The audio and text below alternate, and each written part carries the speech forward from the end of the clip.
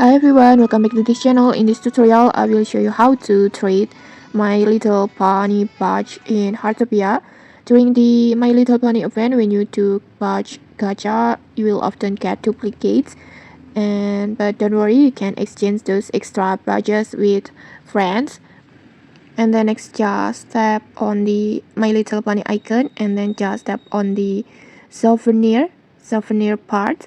Just tap on the event details like this, and then next just tap on the send badge, and then make sure your all badges are inside your warehouse like this, and then just choose the badge that you want to exchange, and then just tap on send.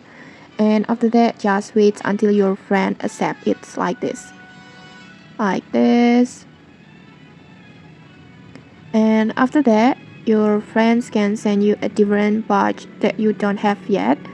And maybe it's better to discuss first which parts you both want to exchange so nobody sends the wrong one. And for the tip, just try doing the trade in a quiet area. Like if you are in a crowded place, another player might accidentally tap the accept button above your character. And okay, that's it. Easy way to complete your parts collection faster. If you found this helpful, don't forget to like, comment, and subscribe for more tutorials. Thanks for watching and see you.